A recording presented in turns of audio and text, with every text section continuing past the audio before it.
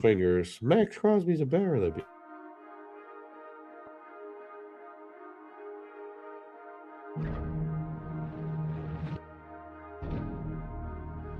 Welcome to Bears on Tap, hosted by Quentin Q. Crisco, Samir Patel, Sonny Verma, and the one and only Ron Luce, bringing you all the news, analysis, and opinions on the charter franchise, Chicago Bears.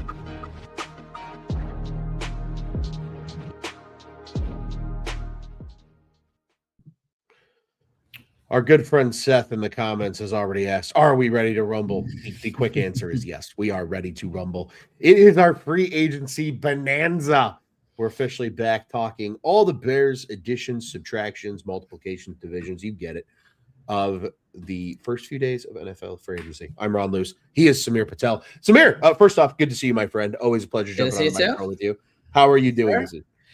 Doing well, Ron. I feel like, you're at the restaurant and you've placed your order and maybe the appetizers came out and you're like, okay, this is fine, and then you see somebody's getting fajitas over there and you're like, oh, that smells good. Hey, where's ours? Is ours coming? What's going on back there? These chips and salsa, this is fine. I'm not mad about it, but I'm ready. I'm ready for my fajitas. And that's how I feel right now. I keep refreshing X, as I'm sure most people listening to this are waiting for our fajita to arrive to our table in the form of Max or, I don't know, anything kind of substance. I feel like we're kind of just hovering around depth at this point. 100%. I think there's a lot of agreement here. My dad in the comments, we want Max. Yes, I think a lot of Bears fans feel that way. And, that's an important note here, right? The Ravens backing out of the deal before the league year officially began. This was late last night on Tuesday. And then, of course, this morning, reports break that they signed Trey Hendrickson to a 4-year contract for $112 million, tons of money. Maybe a little buyer's remorse. I saw something from Tom Pelissero that another GM in the league said what they did was kind of bullshit. I think there's some people that are pretty pissed off at the Ravens right now because of just how that's changed the market. And then there was some other stuff, the price that it was the other day, not the same anymore. A little draft day, and even Caleb's out there retweeting stuff like that. So you wonder what's going on behind the scenes, and it would be electric. Oh, football gods, if you have a sense of humor to do it twice to us, let something break when we're on this show. We went live just as the DJ Moore news broke last week. Feels like a lifetime ago already. It'd be cool if something else broke while you and I are on these airwaves. Seth says here in our comments, I can't remember if I said it in the Slack or not, but Neville Gallimore sounds like a Harry Potter character more than an NFL defensive tackle. That's probably true. And Seth follows that up saying, just don't send your fajitas back to the kitchen. Cough Ravens. Yeah, don't send them back. They're cooked okay. I promise you. You can eat a little pink on your steak. You don't need it well done. Don't be a child. Just eat the fajitas. Exactly. Well said. But Samir, you mentioned it, right? Like there hasn't been like that uber sexy move that the Bears have made. We're used to this team kind of quote unquote winning the offseason, right, for the last 3 years. But we saw it with the DJ Moore trade when that originally happened, including the number 1 overall pick in that draft. That now we've seen the what that's turned into over the years. Then the Caleb Williams and Rome Odunze plus everything they did, and bringing in some additional talent there. And then, of course, last season, Ben Johnson, the big sexy one, and then a huge draft class that propelled the Bears to an NFC North title. We really haven't had anything that's super sexy. A lot of, I think, really good moves, all things considered. Yeah. But I agree with you. I think Bears fans have gotten so used to the big sexy thing that we're a little disappointed by how this free agency has gone. But I think they've made a lot of good moves. And I think that's why this episode, part of me, is more important maybe than years past when we've done these free agency recaps, because this is a year of learning what some of these guys are. Some of them probably are just going to be depth, and that's okay. This team clearly needed some more depth, and we saw it at times at various positions over the course of last season. And talk about some of our favorites, some of our least favorite signings, guys that were upset have departed from the organization, as there's been a few notable names there. And of course, then we'll also talk about any wild cards that come into play here as well. We've got SRT Raider here in the comments says Poles just gonna go ahead and give up number 25 and a 27 third for Max. If that was the trade, sign me up. Deal. Yeah. No problem if that's the contract. Sign me up for that. Or if that's the deal, pardon me, if that were to happen. We're hopeful. We'll see what happens. Yeah. But Samir, you and I, we talked. I'm just going to read through what the Bears have added, what the Bears have subtracted. Let's do it. Yeah. We'll let this thing go off the rails for a little bit here and as we touch on some of these guys. So additions to this point, as of this recording, right now, the Bears traded for Garrett Bradbury to replace Drew Dahlman at center. We know that. It was a 5th-round pick going to New England for their center that played all 17 games a year. And that's a 5th next year, right? That's correct. Yes. That is a 5th in 2027. Yep. Because then the 5th in 2026 was moved to Buffalo with DJ Moore for that 2nd-round pick that they got back in this year's draft. In addition, 2 re-signings. One's technically an extension. The other one is a full re-sign. Daniel Hardy got a 2-year extension. Key special teamer, was a Pro Bowl alternate at the special teams position, and a depth defensive end. I think Bears fans have become a little accustomed to Daniel Hardy over the last 2 years. He's sticking with the team for at least 2 more years after next. And then DeMarco Jackson received a new 2-year deal, played himself into that admirably, coming in clutch last year with some of their linebacking like flaws, I guess we'll call it. Lack of health, certainly, for lack of a better term. And then, yes, we already mentioned his name. Neville Gallimore signs with the Chicago Bears. Defensive tackle, was with Indianapolis a year ago, was with the Rams, and also with the Cowboys previously. And then they went out and got Coby Bryant. No, not this guy, Coby Bryant, but the safety for your world champion Seattle Seahawks. He comes over on what's being reported as a 3-year, $40 million deal. Devin Bush, then at the linebacker spot, 3 years, $30 million, 21 of it's guaranteed. He'll step right in linebacker row and make a difference. Huge year with the Cleveland Browns a season ago. And then another 2 more re-signings. Case Keenum gets a 2-year deal. I think that's a very fascinating note that he gets a 2-year deal for what could be a lot of money. It can max out, I believe they said, at $8 million for him. And then Braxton Jones gets a 1-year deal, $5 million, roughly, essentially in base, including a signing bonus, and then $5 million worth of incentives attached to that in addition. And then Ron Luce gets to toot his own horn just a little bit. Yes. I called that signing of Khalif Raymond on the last show. I clipped that shit and put that out on the airwaves because everybody needed to see it, because it doesn't happen often that I'm right. But I'll take a win when I can find one. Khalif Raymond, a 1-year deal, about $5.1 million is the reported bet for him to join the receiving corps. Cam Lewis, a depth defensive back coming over from Buffalo. Contavious Street was with the Atlanta Falcons most recently. He has some time underneath Dennis Allen from one single season in New Orleans, where actually he had his career best 3.5 sacks in a season that year. Another defensive tackle. And then just today, Jedrick Wills, former top 10 pick in the NFL draft, offensive tackle for the Cleveland Browns. He signs a 1-year deal. I don't think that dollar value has been reported yet. But no, I don't think so yet. I don't think so either. And then Elijah Hicks re-signed as a depth safety by the Bears today. Subtractions so far, a far shorter list than the additions are. Deshaun Wright signed a 1-year deal with the New York Jets for about $5.5 million. Kevin Byard literally said to, I forget which reporter it was, but she was on the phone with Kevin Byard. He said, it's either the Bears or New England because Rabel's there. And he signed with the New England Patriots, 1 year, $9 million for him. Chris Williams goes to Atlanta. So now we can all agree that the years of Chris Williams being on the Bears roster was not a Ryan Poles thing, but rather an Ian Cunningham thing. He's in Atlanta with Ian Cunningham now. And then Durham Smythe was signed away from the Chicago Bears as well.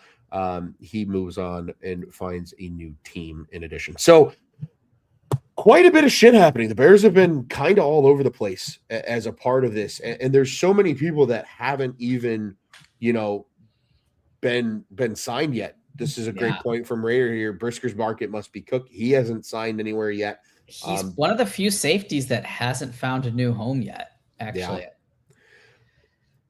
It's going to be very interesting. It's going to be very interesting to see what happens there. And yes, Seth is correct here. Smythe is out there joining Declan Doyle in Baltimore as a depth tight end. They need him. They need that, like, with your Pat Ricard. He's like one of the best fullbacks in the game. You don't need Durham Smythe. At least not to play that role.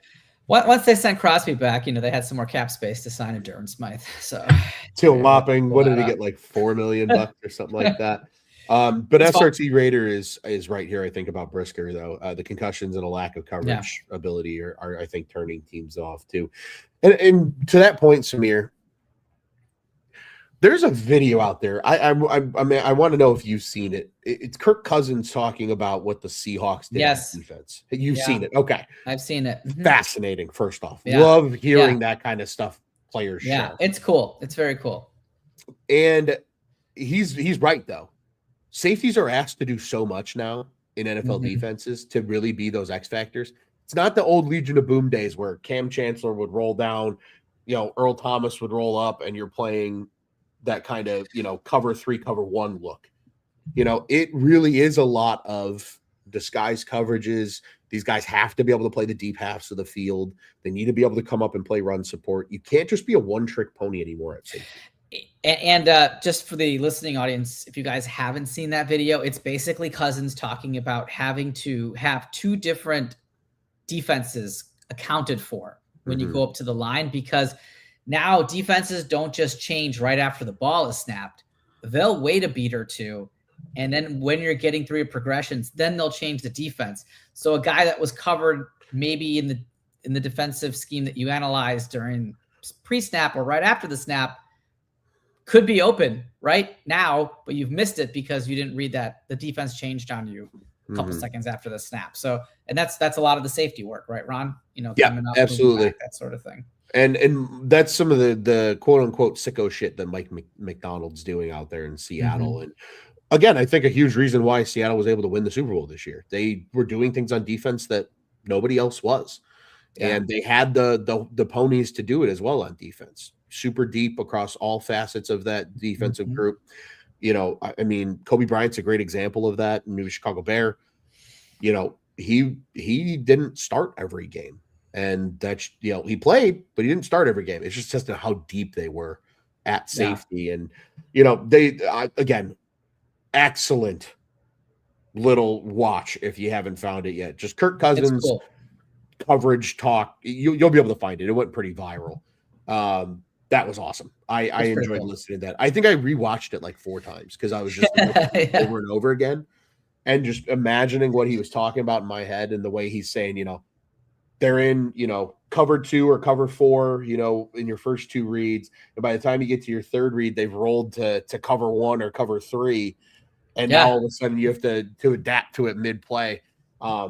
Just fascinating stuff, man. Absolutely fascinating things there. And you know what? I'll tell you, of the free agency signings so far, I think what I'm most encouraged by, Samir, is the way they're attacking the defensive line.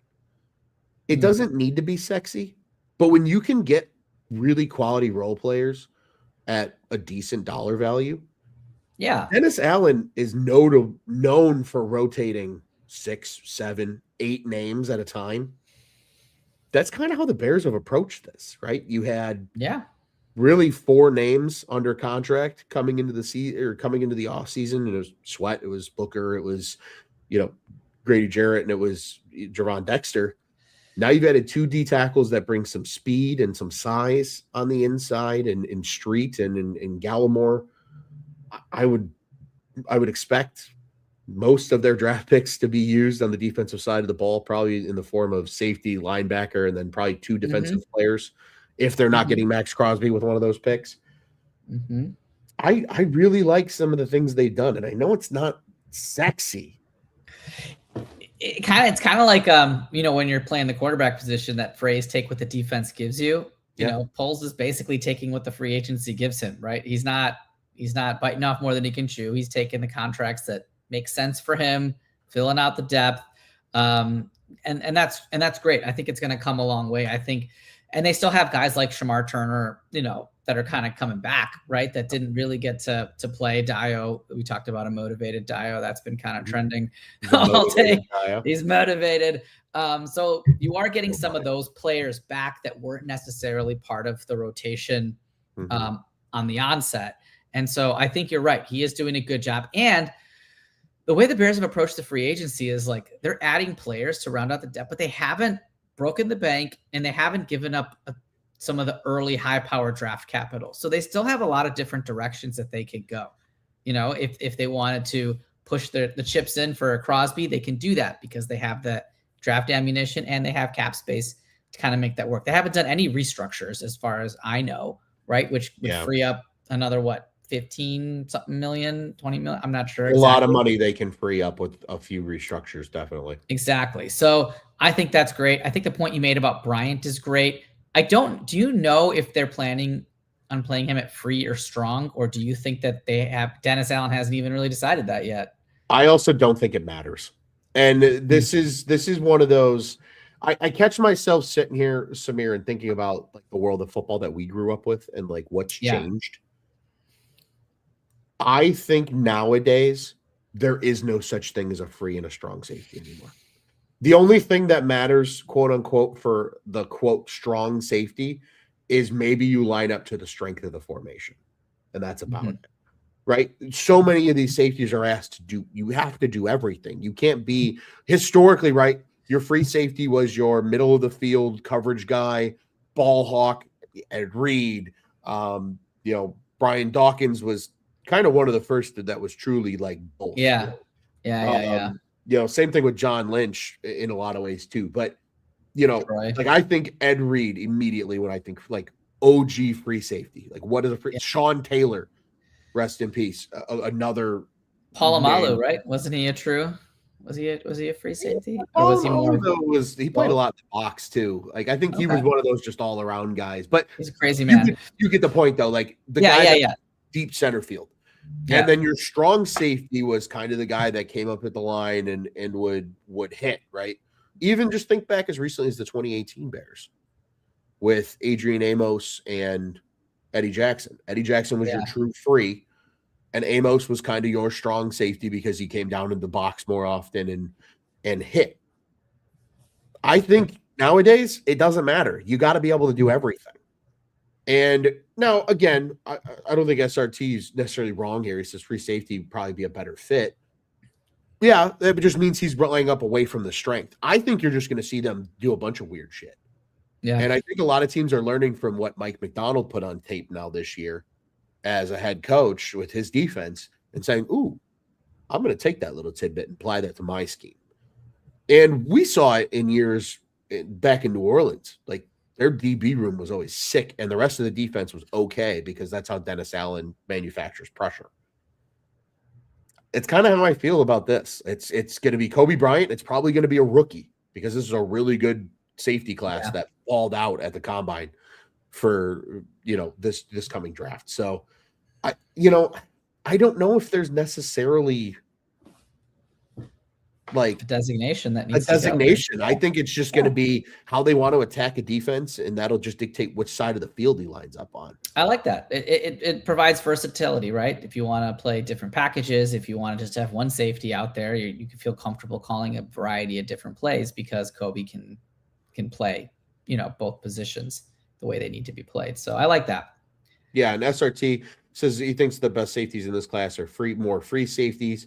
Maybe they move to the strong safety tackle as well. Yeah, there's a pretty good plethora mix of both. I think the top guys in this class can do a little bit of both. And then I think more of your depth guys are probably one or another.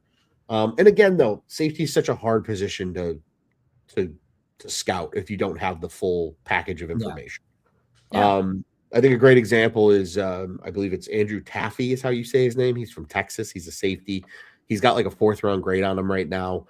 You watch his film and you go, oh, he's a box safety. He's constantly coming up and supporting the run. But when you watch that, you go, oh, okay, that's probably what he's being asked to do by Texas. Can he still be a true drop back guy in coverage and things like that. Or there's another great name, McNeil Warren. Yeah, he's the type of guy that he likes to pop people.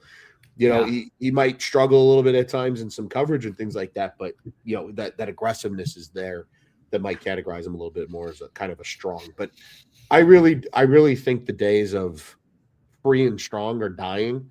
What I've seen a lot more of, and this is just something I've even witnessed in my personal experiences now, there's a lot more of what people, well, in the NFL, it's not so much important because the hash marks are so close together. But like at the collegiate level, boundary safeties and field safeties. Okay. And guys that are playing in shorter space or guys that are playing in larger space is a designation that I'm seeing a lot more of around like college football. So I think that's something interesting to keep in mind as well when it's all said and done. But Samir, I mean, I also want to know and hear from you here, because a large amount of this list was also just guys they re-signed, guys that they brought back into the fold and have, given whatever amount of money to over the course of the last few days. The one I'm the most intrigued by, though, is Case Keenum. And I'd like to break this one down with you here. Let's do it. He got a 2-year deal. Mm-hmm. Does that not make you feel like Tyson Bagent might get traded? Even just a little bit? Oh, yeah, I thought so. I'm not sure where, though, now, because I feel like the veteran market has kind of filled up between the openings that were there. Like if you've signed a Minshew, if you've traded for Geno, where would Tyson Bagent fit? Would you need Geno and Tyson? Would you need Minshew and Tyson, right? Or I don't know. Maybe I think the Raiders, though, if you draft Mendoza, you're probably starting him. It's not like he needs to sit behind Tyson Bagent, right? So if the Cardinals hadn't assigned Minshew, I think that would have been a good spot for him. I just don't know. I don't know. Maybe they're gonna have a quarterback battle between the two, but I don't know if I'd give up draft capital for somebody to have a quarterback battle with Gardner Minshew if I was the Cardinals. I think also as well the thing to consider here with the Cardinals is like I think people forget that Jacoby Brissett is still under contract. That's also so true. Now that Gardner Minshew is there, I agree. Like I think the Cardinals are completely out of the running here. I will say this: a team that is just a tad bit fascinating, though, when it comes to their quarterback position, especially if a certain old friend of ours, not so much friend, but maybe more old foe of ours in Chicago, decides to retire. Who the hell is the Pittsburgh Steelers quarterback next year if it's not Aaron Rodgers? Will Howard? Don't get me wrong. I like Will Howard a lot. Was a big fan of his in college. But are you really ready for a 5th-round rookie to be the guy? Does Tyson Bagent fit in a Mike McCarthy offense? I wonder what that looks like. They also just spent a shit ton of money on Michael Pittman after trading for him and signing him to a massive extension over the last couple of days.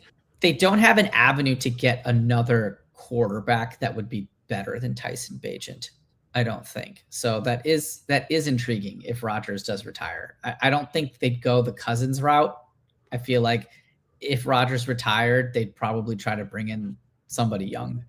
Yeah. Whether it's I would think so too. No, I was going to just say I agree. I would think so too. A couple of comments here. Seth says he thinks that Poles and Ben just love Keenum for what he brings to the quarterback room. Completely agree.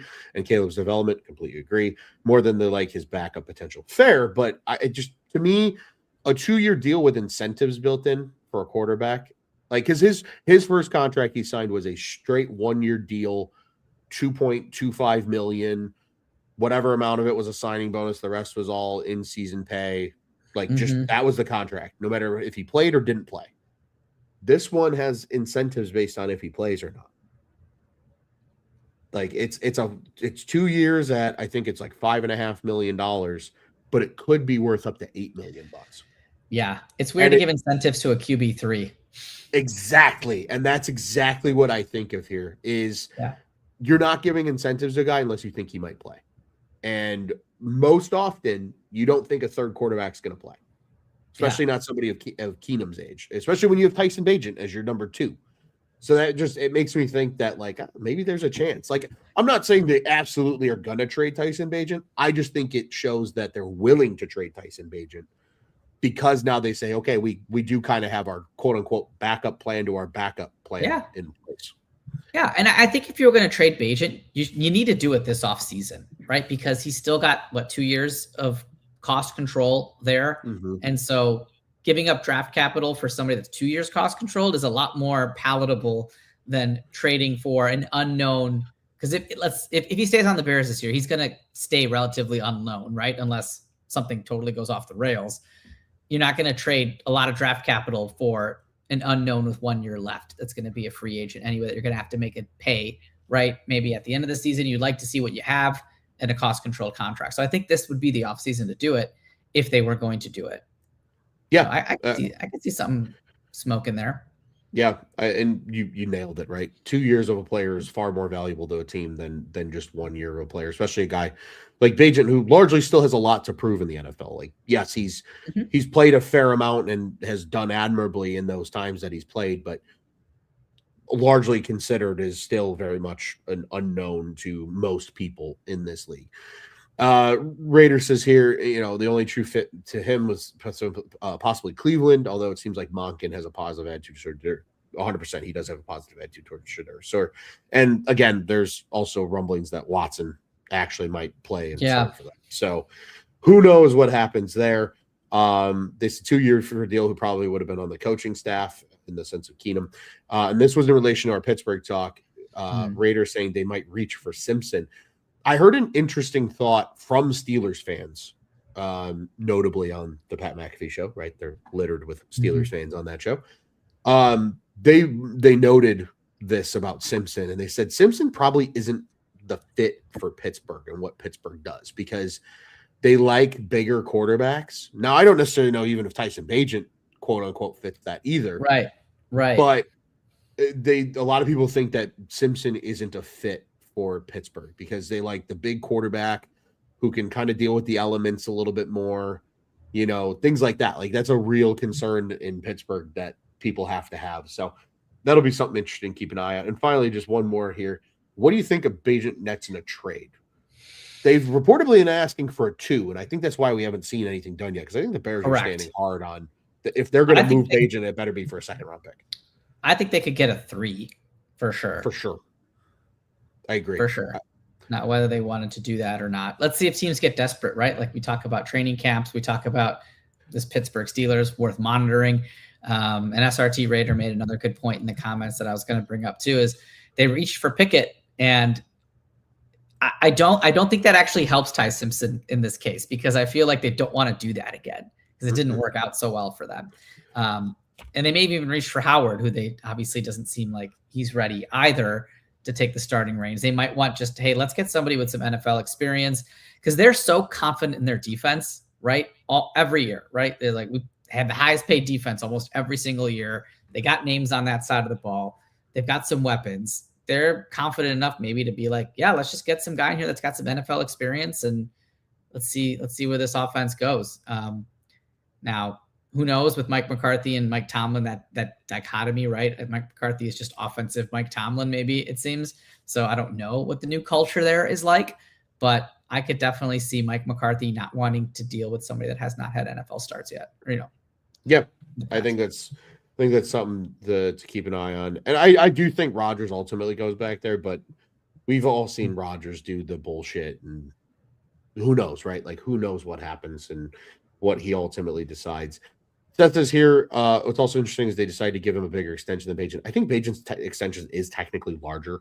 Bagent's is, I think, for $10 million total. 10 million. Yes. Where this one's for 5.5 total, but it's worth up to 8. That's not per year. That's total money. So it is still a little less than Bagent's, but the more interesting thing is the fact there's incentives for third quarter. Yes, and Case signed it. Keenum signed an incentive-based contract, so he must have gotten some warm and fuzzies from the Bears to be like, hey, this isn't just stupid words on a piece of paper, right? This could actually come to fruition because this is how we plan on moving forward. 100%. Another comment here from Seth. He says, I can see the Jets being odd enough to make a play for Tyson. I think if they didn't just trade for Geno Smith, yeah, maybe, but that still feels like the dumbest move in America. And I like Geno. Like, I almost feel bad for Geno that he's got to go back. I felt so terrible for him. It's so poor Gino went from the team that replaced Gino won the Super Bowl, and the team that Gino went to at the first overall pick. Like that's just he's really gonna bad get Gino juju. Yeah. Yeah. Brutal. Absolutely freaking brutal, man. It's tough. It's tough to see. But yeah, again, I think to me that's the most fascinating re-signing, but I think the Braxton Jones re-signing is also pretty fascinating. I was gonna say, I think that's my favorite one, actually. The combo of Braxton and Willis, I think is my favorite offseason signing combo. Ooh. Yes. Okay. There's so many other options out there, right? We fantasized about Trent Williams for a little while. We sure did. Yes. Taylor Decker, is he washed? Does he have another couple years left?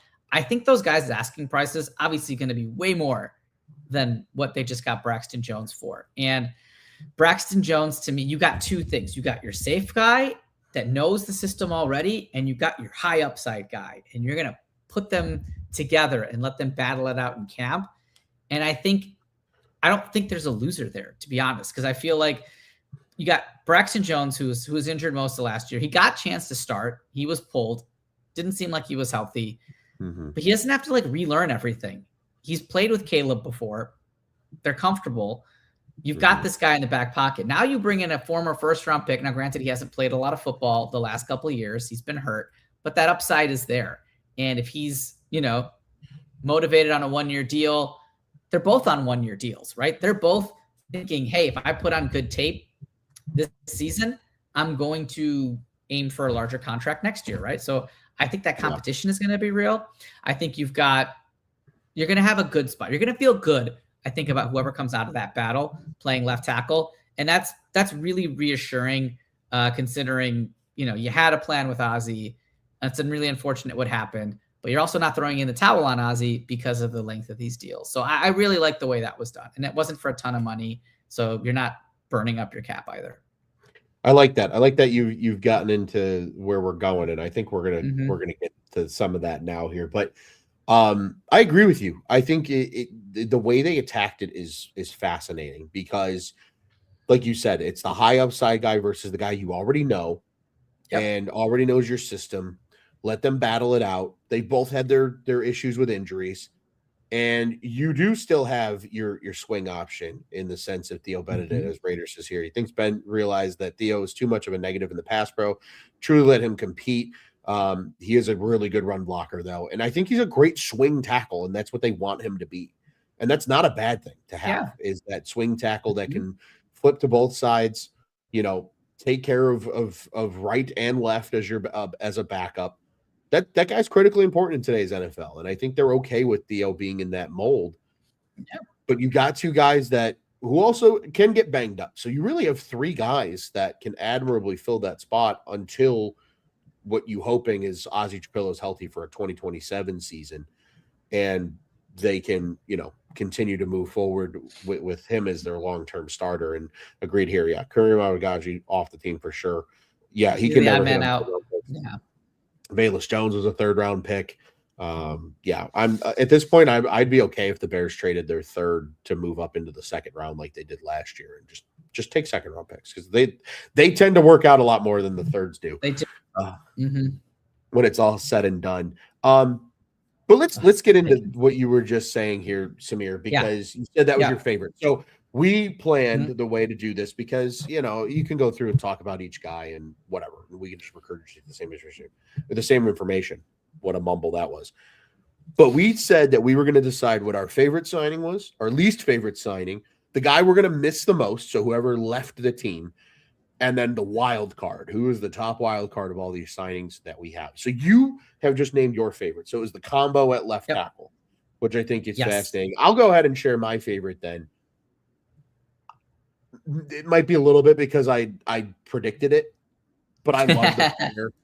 Khalif Raymond is my favorite signing because everybody's like, oh, well, they can go. Yeah, great point here, Raider. Another third-round pick, Zach Pickens. Yeah. Like, they went out and said, hey, we need another receiver. Olamide Zaccheaus is gone. We just traded DJ Moore. We have a second-year guy, a second-year guy, and a third-year guy in our receiving room as our top 3 threats. Oh, and our top receiving tight end's a second-year guy too. We need to get a veteran in here. And this is a guy that knows what to expect from Ben Johnson because even when Ben was on the staff in 2021 with the Lions, they spent 4 years together in Detroit. He plays a really good slot. He's had a 600-yard receiving season in the last 3 years. Like he's not a total slouch. He's an all-pro kick returner. So now you don't have to carry Devin Duvernay as just a return specialist on your roster. Right. And I think this he's a vet who's been around and he's had to earn his stripes and he's kind of a gritty guy. And I think that's perfect for this receiver room. It just, to me, it checks all the boxes for what they needed. And to get that kind of guy for like $5 million for one season is perfect. I mean, Zacchaeus went to Atlanta and got what, $4 million? So $1 million more, and you get the return value in the kick return and punt return game. Yep. I think it's a beautiful signing, one that I am a huge fan of. And again, there might be some because we called it, but I think that was part of the reason that I called it, because he was a player that I've watched kill the Bears with the Lions more than once for a couple big touchdowns or something like that. You know, it's nice to see him in the right colors on this side of the rivalry now. It's good to see. We love it. Samir, what is your least favorite signing of this? One's tough because I don't dislike, and it's hard to dislike any of these, right? Because it's not like, oh, it's a terrible player or it sucked up a ton of cap space.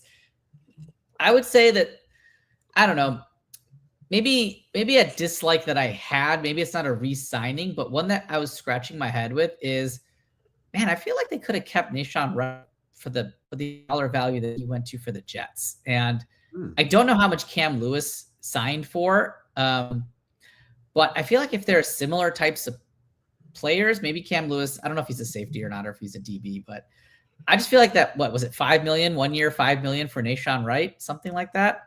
Yeah, I know he had his flaws. Go ahead. No, I was gonna say Wright was 5.5 for one. Okay. I believe Lewis is about $6 million over 2. Oh, okay. All right. So you're getting a little bit cheaper there. All right. So then maybe I don't dislike it as much. But I just saw that price tag and $5 million seems like 1 year. I mean, he's still a young player. I mean, yeah, he was like, he would either have takeaways or give up a crazy play. And you're like, what are you doing, Nahshon? But I feel like a young player can get better. And I feel like, I don't know, I think he could have taken a leap. And especially for $5 million, why not like keep him back? He knows the system now. He's familiar with Al Harris. Like they obviously gelled. That had me scratching my head a little bit, but I think I'm splitting hairs here. I don't think there was a signing that I was really just like, I don't get it. I don't understand why they did that. I echo what you said. I think, you know, you look around the team. Also, a great comment here from John's Nahshon Wright. Very memorable. Agreed. But again, for the price he got, there was people predicting he was going to get $15 million a year in free agency. So that's crazy, right? And I definitely would have balked at that. Yeah, right. Getting a third of that is, you know, is still pretty good value, I think, for the Jets. And something that you wonder, like, did the Bears really want to do it or not? I think part of the reason they let him go is also Zoff Frazier is back with the team, and he's kind of the same archetype as Wright. So I think they want to say, hey, he's younger, he's cheaper, and we're going to let him go to Al Harris University this year and see what happens. That's fair. Yeah, that's fair. But I agree with you. Like, I really struggle finding one of these signings that I go, this makes no sense. Because even with Neville Gallimore, and I know there's jokes and who's this guy, and you turn on the film and you see that speed that he brings from the D tackle position, and he can bounce between the 1 and the 3. You know, he's likes to move around a lot. We know Dennis Allen likes guys that are able to do that. There's the clip of him chasing down Cam Ward from a terrible angle. Yeah, just speed on full display. Like, this defense got faster. And there was a comment from a little bit earlier that, again, I want to show love where love is due. Is from Raider. He said speed has been the goal of free agency for Ryan Poles, 100%. Because Devin Bush, I think, is the same way, right? Speed. Yep. And, and even like Contavious Street, you get a big guy who can move around a little bit on the D line. His best season was with Dennis Allen. Okay, sure. That's a no-brainer. Yeah. There really isn't a single move that I agree with you where I go, God, I hate this. This was awful. Right. I know there's a lot of people that are wondering, wow, the Garrett Bradbury thing feels like a step backwards. And, somebody in our comments tonight said he's but the way it played out. Yeah. The way it played out, it got better each day because you saw the money that went to Linderbaum, $27 million or something. And you're like, would we have been happy with that? Probably not. Right. McGovern ended up going back to Buffalo. I don't know if Cushenberry got signed or not, but like, what were you really going to do? For 2010 fifth is actually pretty good for a guy that, you could start for 1 year and then draft a center, right? And that person can come in, or even Luke Newman, right? It could take the year learning center and play next year if they don't get one. So I thought it got better as free agency unfolded. Yeah, there was a report that came out today from Kansas State's Pro Day. I believe it's Zach Hecht or something. Sam Hecht. Yeah, Sam Hecht. Their center. Large contingent from the Bears on hand to watch him. So again, we know the Bears are probably going to draft a center, and I think that's a good move. You don't want a rookie center with Caleb. Getting Bradbury, he's a veteran. He's been around for a long time. He knows the NFC North. He spent most of his career with the Minnesota Vikings. If people can't remember what Garrett Bradbury is famous for, he's famous for catching the ball that bounced off his receiver's chest and rumbling for a first down. That's what he's like remembered for in his time in Minnesota. But I think the dollar value is spectacular. $5.7 million for 1 year. Sure, no problem. Sure. To your point, especially when you watch Linderbaum get almost $30 million a year as a center. Absolutely bonkers. But again, Raiders got the money. They're going to say, fuck it, and we spend. And then the familiarity with Joe Thuney. Like, he already has played with Joe. He knows how to play with Joe. They go back to their NC State days together. That's a guy that is probably also, they probably asked Joe Thuney, hey, tell us about Garrett. If he said, hey, he's cerebral, he's smart, he's going to be able to play in this offense, and he's a little bigger. He probably holds up a little better in pass pro maybe than Dahlman did at times.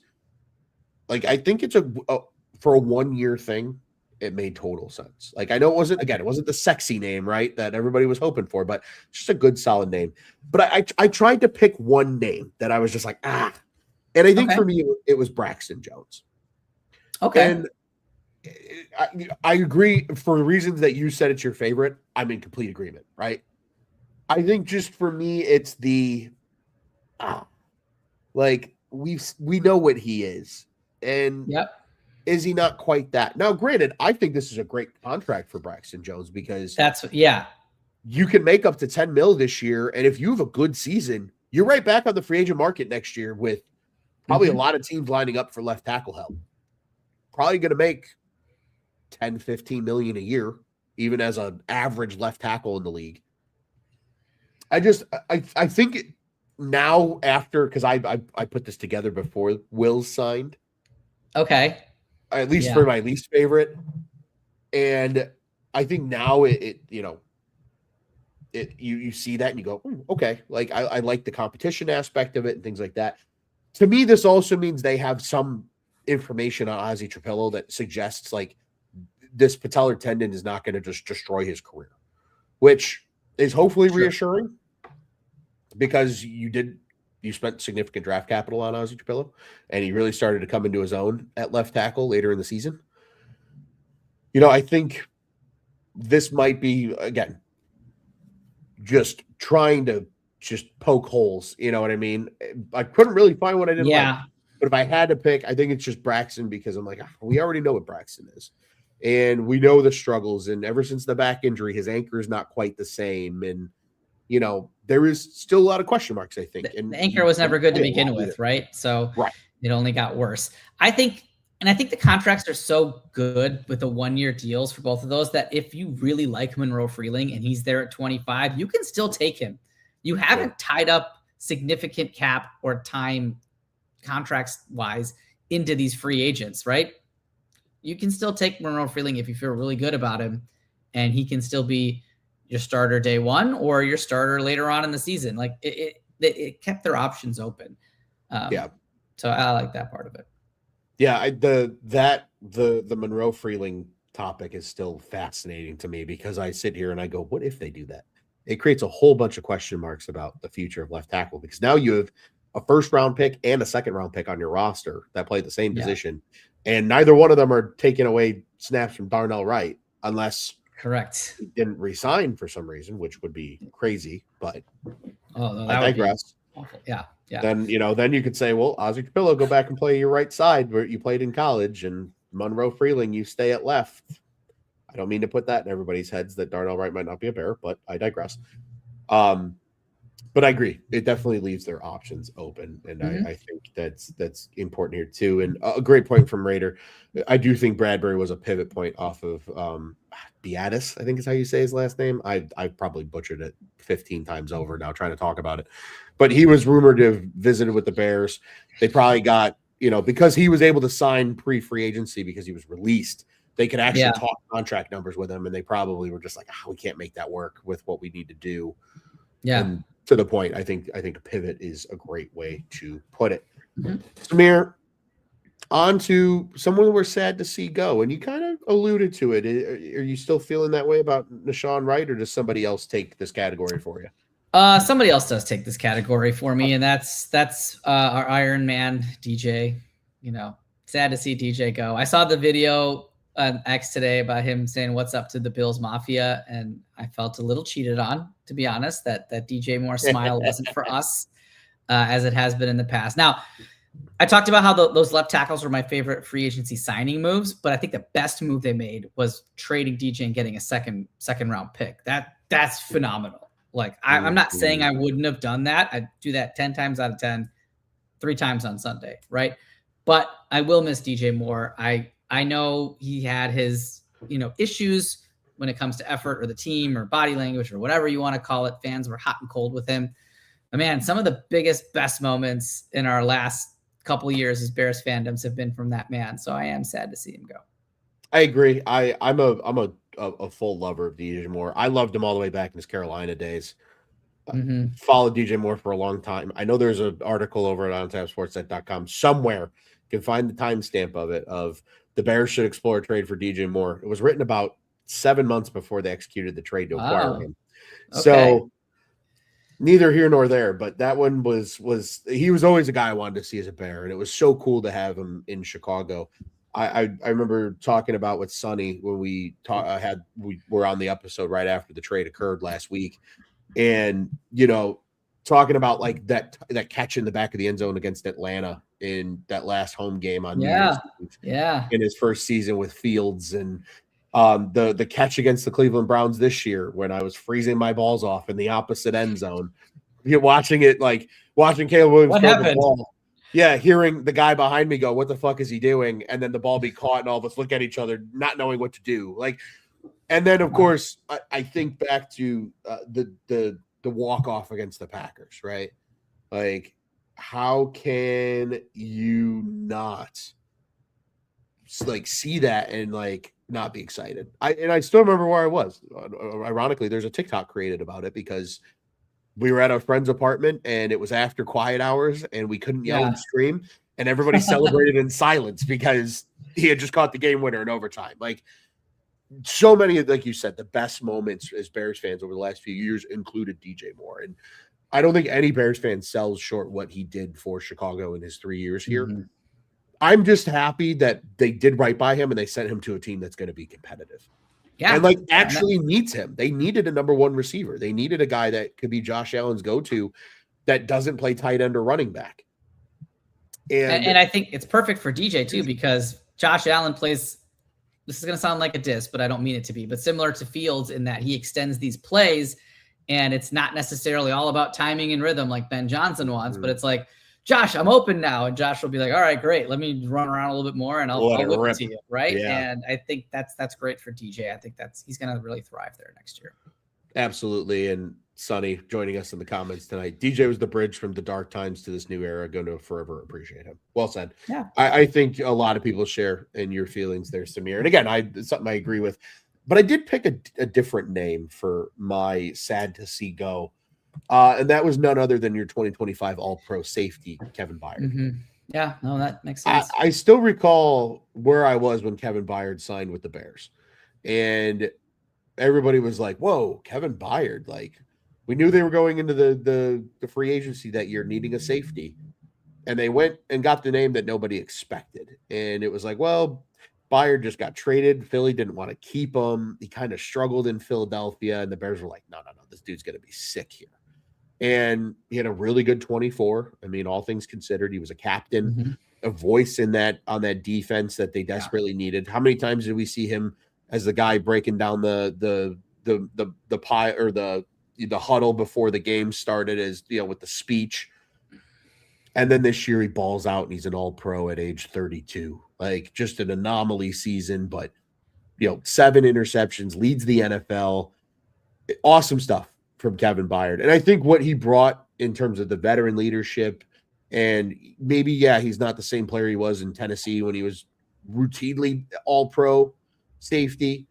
He still brought so much to that secondary, and I think it was something that every player in that room will probably tell you they appreciated immensely. And I'm happy, again, another instance of like he's going to a good team. He's going back with Vrabes. It's somewhere where he's going to have knows. success next season. He's going to have success next season. Don't doubt about that. So it's kind of along the same lines of DJ. It's like, at least they did right. He gets to go somewhere good. It's not like he just signed with like the Raiders or the Jets or some team that's going to be terrible next year. He's going to compete, and it's cool to see that, he was able to kind of pick and choose where he wanted to go, and it worked out for him. The Coby Bryant signing pretty much had the writing on the wall that they weren't going to bring back Byard. It was probably going to be a rookie safety. It was going to, be the move to fill out the rest of that room. And, we're starting to see it's going to get too pricey if you tried to keep Byard as well. I mean, he signed for less than 10, right? It was 1 year, 9, something like that. Yeah. Which is a pretty good deal, honestly, for Kevin Byard, right? Like that's pretty good. Yeah, and I mean he was on a respectable contract even with Chicago too. So again, I think a good win for him, and it works out, and the Bears get a little bit younger and a little bit faster at the safety position. And Raiders just keep Al Harris locked in the basement until the season starts. Every year we cannot lose him. Yeah, he's Al Harris University, man, AHU. That's a real thing. He's got these DBs going through it, and they're doing some good stuff. Samir, our final topic here. Your wild card. Who's the biggest wild card that the Bears signed in free agency? So we haven't talked about this guy, and we should, because they did spend a lot of money on him, and that is linebacker Devin Bush. So I'm going to go in that direction. Is Devin Bush an upgrade over Tremaine Edmonds? It's an interesting question, because Tremaine Edmonds is no slouch. He's a good linebacker. Was he worth the money? That's debatable. I know he was having his best season up until the groin injury. He came back. He kind of fell off a little bit after that. Will he recover fully? Will he be the beast that he was? In New York, time will tell. Devin Bush is all about, like you said, speed, right? He's a couple years younger than Tremaine Edmonds, but it's going to be a little bit of wild card for me. It's because it's like, okay, we had a good linebacker in Tremaine. He caught some heat early on. I think that was largely, though, contract related. I think in a vacuum, I don't know if Devin Bush is that much better than Tremaine Edmonds, and I'd love to be proven wrong on that. I know we're paying him less. He's a little bit younger, but let's see. He could be the wild card for me on that. Like, it could be great, a home run, or it could be like, oh man, we missed Tremaine's length, right? Or just his instincts a little bit, that sort of thing. Yeah, I think that's a fascinating take on it. You know what the craziest part is? So Devin Bush is 27 years old. He is younger than Tremaine Edmonds. With 8 years of experience, Tremaine Edmonds is only 1 year older than him. Tremaine's only 28. Like, a lot of people forget because he's just been around for forever. Okay, but I think, to your point, the money was certainly a thing, right? Sure. Bush is, if you go based off of just straight line, I know the way they've structured some of these contracts, they're very light in year one and a little more dollar heavy later in the contracts. But if you're going just straight line, it's $10 million versus Tremaine was due 17 this year. Yeah. So you are saving at the position there. And I think that the idea was get faster. I don't necessarily I think Bush is faster than Tremaine. I think they're also just two different linebackers, right? Like, and I think I think Tremaine Edmonds fit what Eberflus wanted because you needed that big length to be that, middle of the field Tampa 2 linebacker in your coverage scheme. Take up space. Yeah. Whereas in this system, and we've seen it in New Orleans, you want speed at linebacker because these guys got to be able to, show pressure at the line of scrimmage and then fly out into their flat responsibility or their curl or hook responsibilities. And, be able to blitz and come with speed up the middle and things like that. Bush very much fits that. And I'll tell you what, I mean, he had a hell of a season in Cleveland, 125 tackles last year. He did. He had a really good season last year. year. 2 of them were pick sixes. He's a fascinating player, and I just really hope that he channels his tered and energy toward Michigan State to Green Bay and tears up the Packer logo a little bit at Lambeau and just stirs the pot even more. Matt LaFleur will literally start crying if this happens between that and Ben Johnson. He's gonna start crying. Yeah, I agree. It's gonna happen. And I think Raider brings up a good point here, though. It got tiring watching Edmonds and Edwards get baked over the middle by anybody that had 4.4 speed. That's true. They were not great in coverage. They really struggled there, and that's where I think Bush is a bit of an upgrade here. And Jackson brings speed as well, right? Assuming if he gets that starting spot next to Bush, that's a lot of speed right there. Though I imagine, and if Q's listening, maybe a little Rodriguez starting, get him in round 2. I'm sure Q would love that. For sure, as part of your linebacker rotation. The more Red Raiders on the Chicago Bears, the happier that Quentin Crisco will be as a former Red Raider himself. I really do think the Bears' first 4 picks are going to be linebacker, safety, and then probably 2 defensive line picks in edge whatever and tackle. Order you want. Yeah, edge and tackle probably, and then you're probably looking at your 4th round pick is probably going to be a center. And then 7th round picks, the 2 7s are just going to be flyers. Best BPAs, a receiver maybe, maybe a late tight end. I'd love to see my boy from Navy, Eli Heidenreich, be the pick because I think he could be the Durham Smythe replacement with far higher upside in terms of just that move around. Safe, you're like kind of tight end fullback hybrid. He's a little smaller than your traditional fullback, but so is Durham Smythe. So I think that's why it would make sense. He's a pretty good blocker and just far more athletic and explosive. And he's the type of guy. Running back too. Couldn't you say a running back? Yeah, he did everything at Navy. He's the type of guy though that I think just Ben Johnson. Like if you can get him in the 7th round, he's a football player, right? Ben would have a field day with him and just use them in all different crazy scenarios. Yeah. So that's something that I could see happening here. Raiders said he's watching Anthony Hill Jr. fall to the 3rd round on PFF. He thinks it won't happen, but if it does, he's sprinting the card up to Goodell. Yeah, I like Anthony Hill a lot. I've started to watch some of his tape. I agree. I think he's a 2nd round pick. I'd be shocked if he's available in the 3rd round, especially where the Bears are picking in the 3rd round. But even then, if he does fall to the 3rd, I think he's a high 3rd. I don't think he gets past there. So it'll be interesting to see there. Samir, I actually got some help from our comment section to help set this one up. Our good friend SRT Raider, who's been all over it. I think I see the one that you're going to pick. There you go. I am in agreement here. Wills is my wild card. This is the former number 10 pick in the 2020 draft or 21 draft. I forget which. I think you're right. I think it's 2020. He is a talented player, and Alabama linemen tend to be really good NFL players, right? We've seen it time and time again. We've seen our fair share of misses. I'm not dismissed to remember not Teron Armstead. DJ Underwood. Fluker? No, not DJ Fluker. Underwood. His cup of coffee with the Bears. Don't get me wrong. I know there's been misses, but Leatherwood. Alex Leatherwood. Thank you. Alex Leatherwood, yeah. I think it's so fascinating because to me, this goes one of 2 ways. Wills shows that he's just not the same player anymore, and the injuries have caught up to him, and he's maybe done with football or just a reserve lineman for a few years. Or he balls out, the Bears get exactly what they want out of it, just one really good year, and he goes off and gets paid a bunch of money next year. And it would be awesome for the comp picks, something that the Bears should have gotten. Although I don't know if we're allowed to get comp picks though. The NFL has some sort of they don't get any, but we'll revisit that, I guess. Yeah, they don't like helping the Bears. I'm kind of used to the NFL trying to fuck the Chicago Bears over, but it's neither here nor there. I think that signing today was fascinating. I was like, whoa, okay, that's not what I expected, but like I'm kind of a fan. Like this is a guy that when Cleveland took him, they were like, this, he's an anchor on that old line and he's gonna be great. And he was good when he played. He's just the injuries have caught up with him. That's the biggest downside here is, he's just struggled to stay on the field. But when he's on the field, he's a baller. He's a good football player.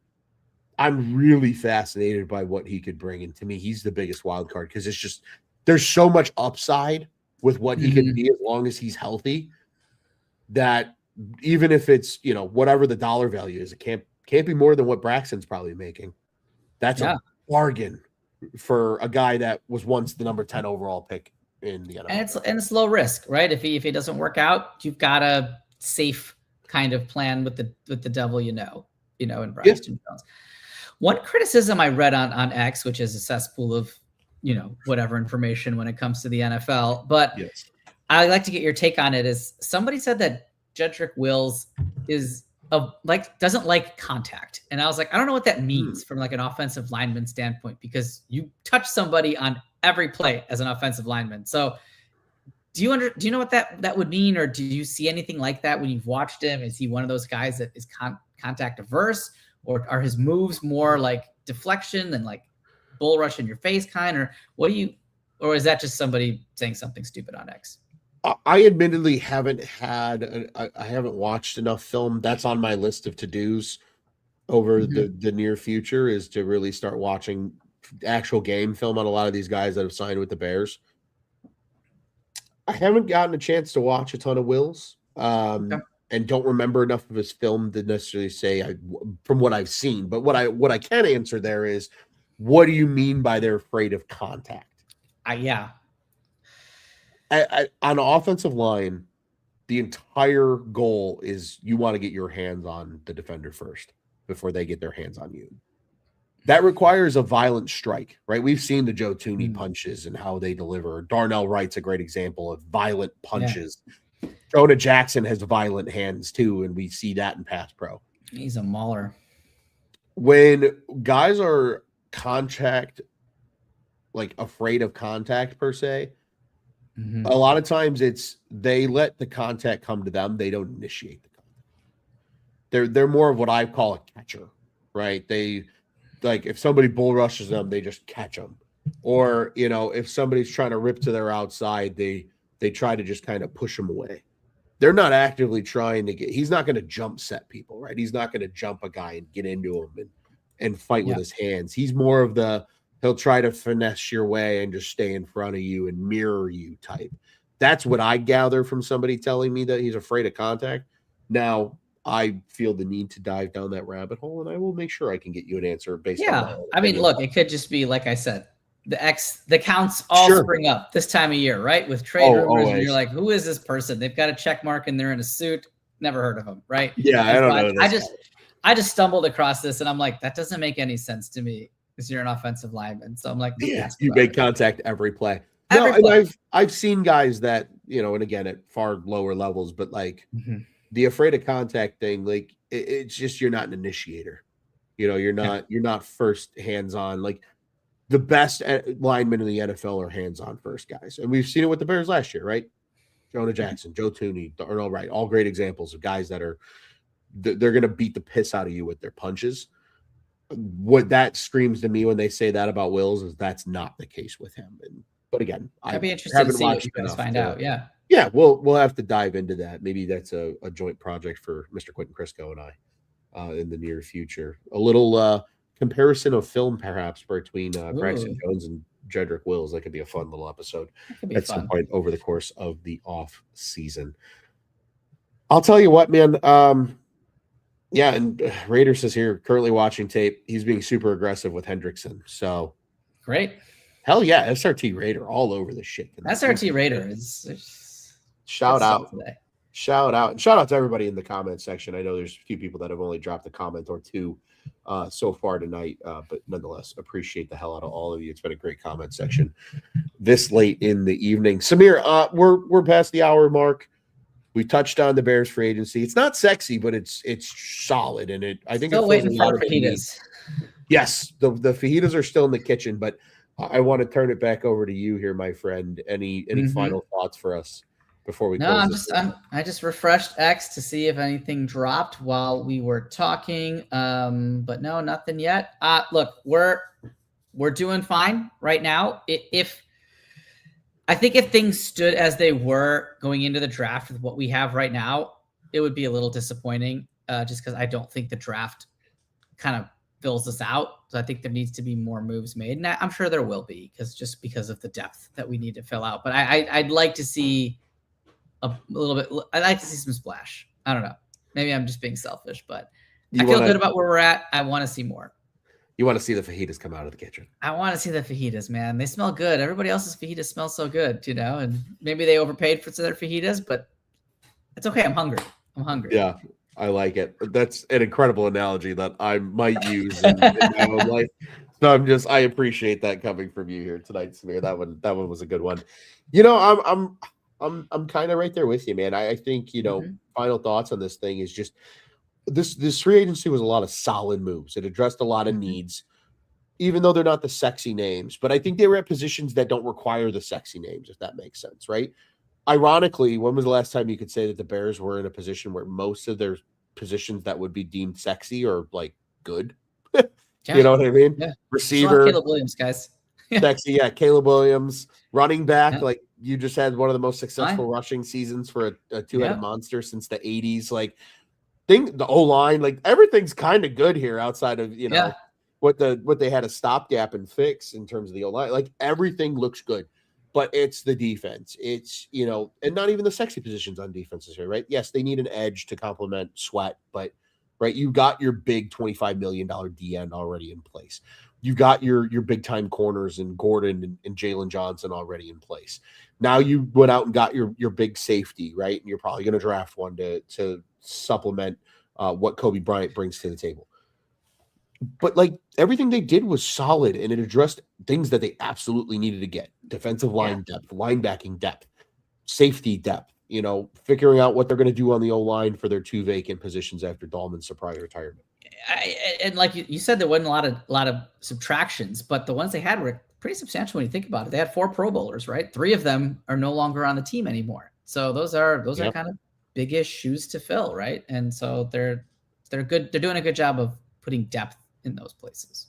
100%. And I hope they continue to make a couple more moves over the next few days. And even if they're not the super sexy moves, I'm at the point now where like I'm enjoying my bottomless chips and I just want them to keep coming. Just keep coming. Yeah. Yeah. Like the chips and the salsa are fine. As long as I can get fresh chips and a couple more, I'm good. And then I think the draft becomes even that much more fascinating this year for the Bears. Right? We joked in like years past. We were like, how do we approach the draft? Quarterbacks in place. Like, what are they going to do? And then they went totally off the board this past year with Luther and Loveland, yeah. But now it looks like the most genius move ever. So now I think now that you've seen what a Ben Johnson and Ryan Poles-led draft preparation leads to, it makes this year even more fascinating to see what they bring in. And now that you got that extra second for DJ Moore, like you've got 4 picks in the top 90. What does that mean for this team moving forward? So I think that's going to be a lot of fun to see as well. A couple more quick comments here from Raider. Some final thoughts. He says, I need Max Crosby and 2 firsts to even consider trading a motivated Oda Ingbo. And he says a motivated Oda Ingbo, defensive player coming soon. I mean, that's just a sleeping giant right there. But like, what if Dio like came out this year and had like a 10.5 sack season? He actually had a strong preseason, if I remember correctly, and then kind of just tailed off. Yeah. This is also interesting from Sonny. Crosby tweeted he's going to be a Raider, whatever the hell that means. I agree. I mean, he is a Raider. He is a Raider, literally, because the Ravens had buyer's remorse and didn't want him anymore. I actually don't think it makes sense for the Raiders to trade him. If they can, they signed like 7 dudes yesterday. If they can still keep all those guys and keep Max, why wouldn't you keep him? If you believe he's healthy, why wouldn't you keep him rather than trading him for 90 cents on the dollar or 80 cents on the dollar or whatever it would be now? Yeah, and I mean, let's be completely honest. He's still under contract after this season for 3 more years? If you get to this time next year and he comes off a 15, 16, 17 sack season, you probably do get those 2 firsts again. And you're getting a first round pick in 27 that's going to be a really good draft class. So who's to say that even at the trade deadline, you can prove that he's been healthy and he's wrecking games, and you can do it at the trade deadline even if you wanted to, right? I just don't see I don't see why the Raiders would trade him for anything less than they had originally asked right now when his value is perceived to be the lowest.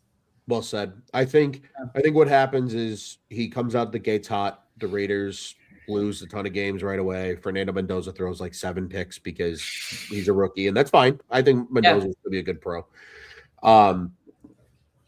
Crosby's just lighting the world on fire, and Ryan Poles comes from the top rope at the deadline like he always does. First to get Max Crosby. You're hearing it right here first. So when it does happen, we're revisiting this on March 11th, 2026, sometime in October of 2026. If he's a Bear or not, but it remains to be seen. Lot to be done, lot to be seen. But this was the free agency bonanza, at least so far, for the Chicago Bears. Building the Board is back next week. You'll get to see my ugly mug as a part of it for both shows. We got the running backs and linebackers. It'll be myself and the great Danny Meehan leading those 2 shows. Very much looking forward to those. Those will be a lot of fun. Continue to keep up with the Building the Board project. Continue to keep up with the rest of us here at Bears on Tap as well. And of course, now we're starting to push toward watching toward the end of April when the NFL draft comes up. One of my favorite things on the calendar every year. I can eat it up. I watch all of it if I can. I do too. I'm so fascinated by it. I'm such a sicko. I'll sit there and just I'll watch on day 3 too when it's like the 7th round and just nobody cares. Yeah, I can always get behind that. It'll be fun to see this year. Samir, this was always a pleasure. As always, want to remind everybody, head over to YouTube, like, subscribe, hit the bell button at On Tap Sportsnet on YouTube. You'll know when all of our great shows go live, including us here at Bears on Tap. Of course, head over to @BearsOnTap on the socials. Follow along with us as well. If you like us and you're listening to us in audio-only form, we'd appreciate a 5-star review if you enjoy our stuff.